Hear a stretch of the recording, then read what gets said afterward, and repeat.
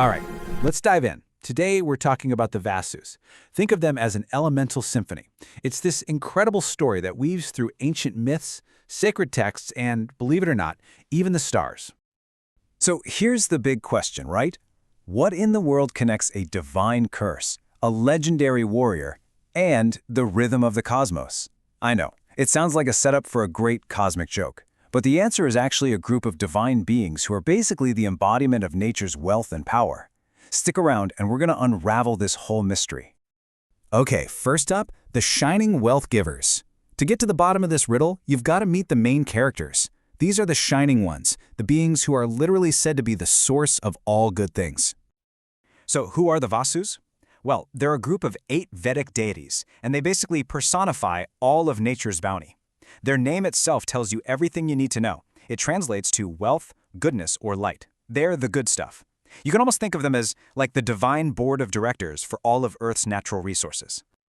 And here they are, the elemental dream team. You've got Dara, who is earth, Anala, that's fire, Anila is wind, and Appa is water. So, you know, the classics. But then it gets even cooler.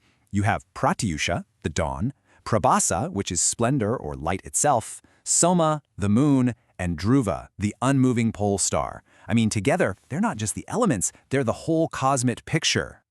All right, part 2, a divine curse, earthly life. Now this is where their story gets really interesting. We go from these, abstract cosmic forces to a superhuman, super dramatic story. Because get this, even elemental gods can mess up, big time. Okay, so here's how it all went down.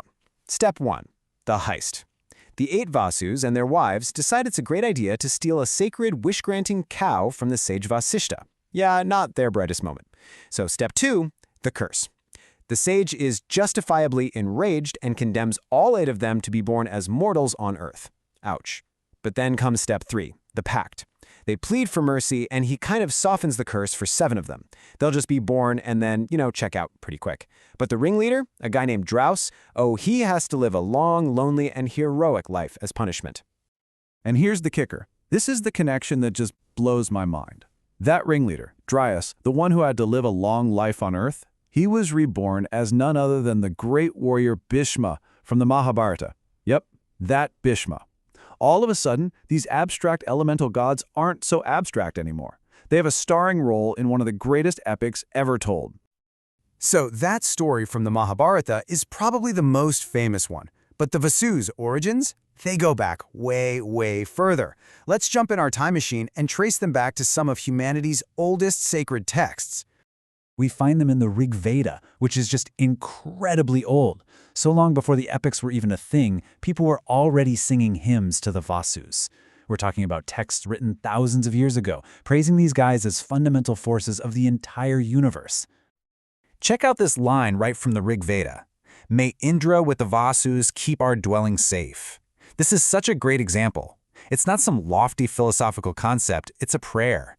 It's asking the head honcho, Indra, and his crew, the Vasus, to protect their house. This tells you they weren't just seen as distant cosmic principles, they were seen as active guardians in people's everyday lives. And it doesn't stop there. The hymns also call them Ratna Da, which literally means the jewel bearers. This just hammers home that core idea, right? Right from the absolute beginning, their whole identity was wrapped up in being the givers of wealth, treasure, and all good things. Okay, let's switch gears a bit. We've gone from myths to ancient texts. Now, let's follow their story into a living, breathing tradition, Vedic Astrology. This is where we get to hear their energy as a kind of cosmic drumbeat. So in Vedic astrology, the sky is divided into 27 sections called nakshatras, or lunar mansions. The 23rd one is called Dhanishtha, and guess who rules it? The Vasus. The name Dhanishtha even means the richest or most heard, and its symbol is a drum or a flute.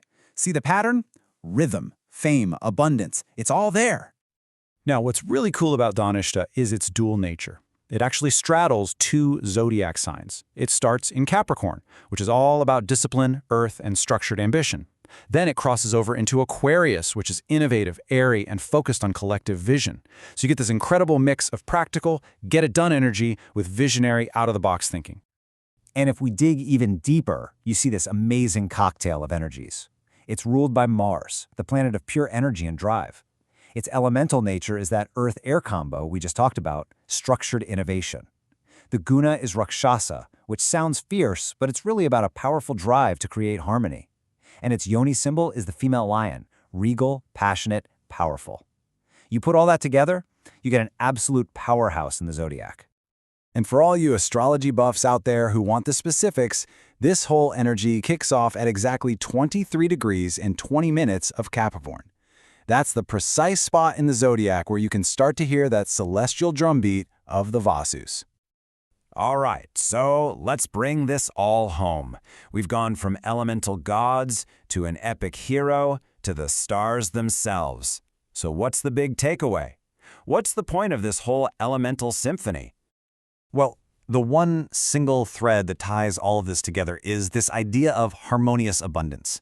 It doesn't matter if we're talking about them as gods of nature, as protectors in ancient hymns, or as the energy pulsing from a star. The Vasus always represent the same core principle. When you get all the elements working together in rhythm, prosperity and success just happen. They naturally follow. You could really boil their entire message down to this: unite the elements, drum the Dharma, and let prosperity prevail. It's like a call to action for your own life, right? Bring all the different parts of yourself into harmony, find your rhythm, your purpose, your Dharma, and you're basically creating the perfect environment for abundance to flourish. And that really leaves us with one final question to think about. The Vasus teach us that everything has a rhythm: nature, the cosmos, our lives. So if your life had a rhythm, what would its beat be? What's the drum beat that you're marching to? Something to think about. Thanks so much for joining me on this one.